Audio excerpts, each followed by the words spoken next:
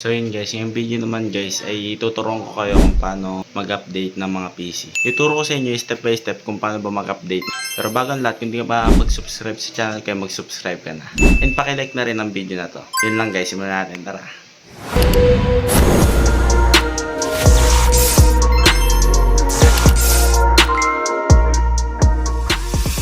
So yun guys, balang gagawin mo natin, tatanggalin mo natin yung deep freeze.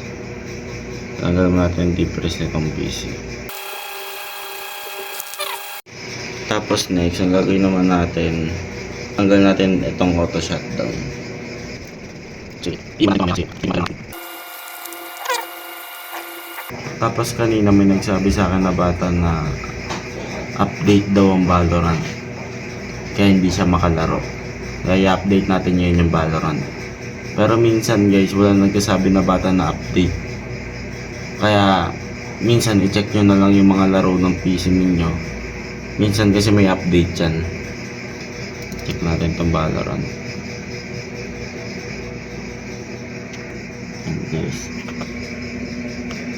almost 2.9 gig. Medyo mataas yan guys, lalo na pag marami yung PC ninyo. Kaya ang gagawin natin dyan guys, iiwan na lang natin yan, tapos babalikan natin mamaya. Kaya tinanggal ko yung auto shutdown para hindi siya mag-shutdown ng kusa. Mag-update lang siya. Yun lang guys, balikan natin ito mamaya. So yun guys, tapos na yung update ng Valorant natin. Next naman natin yung ibang laro. Check natin itong Roblox. Ayun, okay na siya, wala siyang update. Sa Crossfire wala mga update yan. So yun guys, next naman natin, kapag tapos na yung update ng laro natin, babalik natin yung auto shutdown. Okay na yun, may auto shutdown na yan. Next naman natin itong deep freeze. At i-restart yun guys.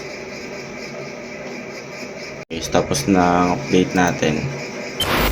So yun guys, ganoon lang kadali mag-update ng mga laro sa PC. Usually guys, ginagawa ko itong pag-update every 2 to 3 weeks para maiwasan ang pag-update ng mga player ninyo. Minsan kasi guys, pag sobrang laki ng update ng laro ng mga PC ninyo, kadalasan ay wala na natitirang oras sa mga player ninyo dahil naubos lang ang oras nila sa pag-update, kaya hindi na sila nakakalaro. Kaya minsan ay umaalis na lang ang customer sa atin at namimili na lang ng com shop na maayos at update ang mga laro. Bilang may-ari guys, ay responsibility natin ang pag-update ng mga laro ng PC natin. Isa ito sa trabaho natin at dapat lagi natin itong tinututukan.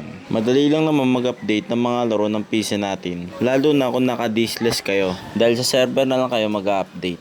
Pero para sa ating mga naka-traditional setup ay medyo matrabaho ito, lalo na kung ang PC ninyo ay nasa 10 pataas, dahil isa-isa nyo pa itong i-update. Katulad sa akin guys, halos 13 units ang PC ko. And ngayon ay magti 3 years na and fully operational pa rin ito. Ang tips ko lang sa inyo guys ay mag-update kayo ng madaling araw dahil mas mabilis ang internet. At isa pa, wala kayong kasabay na player na naglalaro. At kung bago pa lang kayo sa PCNet guys, ay mas doble nyo pa ang sipag ninyo. At aralin ninyo ang mga na-encounter ninyo mga problema. Dahil dito kayo mahuhubog at matututo. Yun lang guys, may natutunan kayo sa video ko ngayon. And kung nagustuhan nyo itong video na ito, pakilike na lang ang video na ito. And pakisubscribe na rin ang channel ko guys. Yun lang guys. Bye!